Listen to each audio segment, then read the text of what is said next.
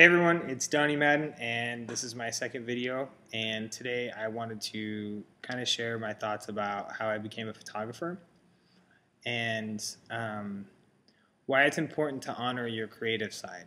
So I know that not everyone is an artist, not everyone is going to dedicate like 100% of their vocation to art, to creating art, to doing research, to get inspired, doing inspiration trips to a museum or going out or travel, whatever it is. So I understand that it's just not realistic for everyone to be an artist.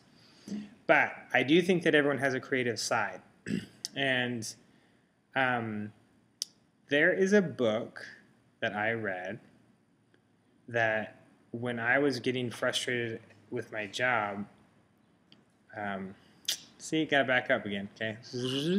Rewind. So, okay, I'm going to talk about creativity and why that's important. Okay, so let me rewind to how I became a photographer. So, first, I wanted to tell you that my dad was a photographer in the Marines. So, he would go up in a plane and take reconnaissance pictures in Korea and Okinawa, I think, was the other place. I don't know if they were actually doing recon, but he was stationed in Okinawa, so there you go. So I don't want to mess up my dad's war stories. They're probably already like embellished enough, let's just say that. So so he really had honed his skills in photography, and then later on he started the MLS in Northern California, and he would go and take pictures of all the properties that are about to be listed. So anything that my dad excelled at, my sister tended to excel at when we were younger. So she had the more artistic side. So my dad was an amazing oil painter and sketch artist, and he was constantly sketching and drawing. My sister took that up and did really well. I am not the best drawer, but photography, I was interested in it, and I feel like my eyes always being drawn to something. And so I just wanted to develop my own aesthetic, and but I stayed away from anything that my sister was doing when I was younger. So this is high school, so dealing with adolescent, just whatever, hormones, just anything that can give me an excuse to be moody and emo. So she flourished in photography, had an amazing teacher in our high school. Our high school had an amazing arts program. And she did really good, and she still is a talented photographer. She just doesn't do it full time. And so when my dad passed away, he left us a little bit of money, and I wanted to honor my dad with everything that he left us. And so I was surprised that we actually even had an inheritance. And then on top of that was, able to buy myself a nice camera, and then the rest of it I invested in a home. So I didn't want to squander my youthful inheritance. So I started shooting bugs and plants and macro stuff, and I just kind of delved into that world, and I was fascinated, and it was just a nice escape from my stressful corporate job. So I had a corporate job, and in the middle of the economic downturn in 2007, things got really, really crazy and stressful, and I continued to survive layoffs and continued to thrive and do well in my corporate job. But inside, I was not content at all, and I was getting sick like every 6 weeks. And the work environment changed a little bit. It started to get a little bit of like throw everyone under the bus except for me and save yourself. And I just didn't respond well to that. And this once really awesome company that I really loved working for became a place where it was making me sick. And, well, that's what I thought. What was really making me sick, that I think now, is that I wasn't honoring my creative side. I had no creative outlet. But on top of that is I was living like someone, the same way that I was living as a straight man, but I was really a gay man. I was living as a non-artist when I'm really an artist. And that's what was causing all the conflict and health problems in my life.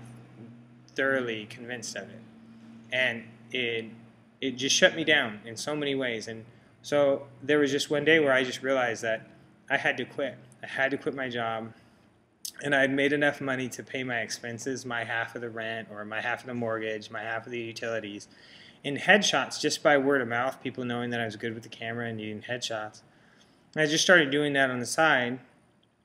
And that's finally, I just said, you know what, I'd rather do this, even though I don't really enjoy headshots, just so you know. So it's nice, and I'll do it for friends and family, but it's not something I want to market myself for. It's not something that I'm passionate about. So I'll do it. It's just not something I can do every day, all day. So, and through honoring my creative side, through allowing myself just to be who I am, and that's an artist, I feel like I completely mitigated a bunch of health risks. And my desire to drink went away. Like, you know, it's not like I was a heavy drinker, but I was definitely trying to make it to happy hour so I could be happy the 1 hour of the day or the 3 hours a day that people hang out at happy hour. To be happy. It's not something that I wanted to do. So I really, recently there was a conversation about that, and that really resonated with me, and I was like, oh, been there, done that. And I've just been talking to so many creatives who were getting physically sick because they were not honoring who they were in their creative outlets or whatnot. So I just wanted to share that with you guys, and hopefully encourage people to listen. If you're not going to be an artist, and I don't want anyone to drastically quit their job, or I might have done it a little hasty because I wasn't listening to the signs, I didn't have the tools, I wasn't dealing with my stuff. So anytime we don't deal with our issues, you know, I think people get impacted in their body. And so it's just about dealing with what's going on, confronting the situation that's going on in your life. So I just wanted to share that with you, because even still now, as a full-time photographer, when I don't honor my gift that it's been given to me, I feel like I've been given a gift. And the gift is not so much that I take like these amazing photos, I have this amazing eye. My gift is that when I'm connecting with people, they trust me, and it's a very intimate moment. A lot of people hate their picture taken. Somehow they trust me, and it's me. And you might not trust me to take your picture, but you might meet someone else that like their energy flows with yours, or whatever. You guys have chemistry in that way. So I just think that there's a lot of people who are hurting because they don't have a creative outlet. So if you have a camera, pick it up and just go shoot and get inspired, or write poetry, or write a short story or some comedy and bring some levity to people's life, or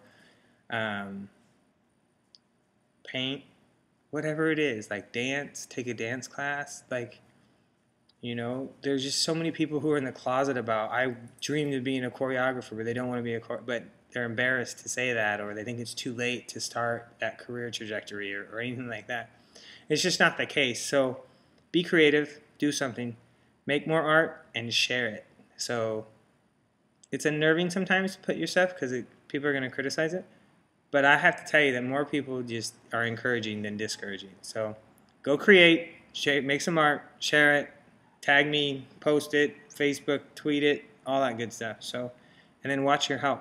Watch your health, because I am convinced from my personal experience that my health is flourishing because I'm honoring all the parts of me, like my creative side, my logistical side, all that stuff. So it's a holistic approach. You're a whole person. So make sure you take care of all your parts, and stop suppressing or repressing and oppressing and all them pressings. Okay? So love you guys. Thanks for watching. Bye.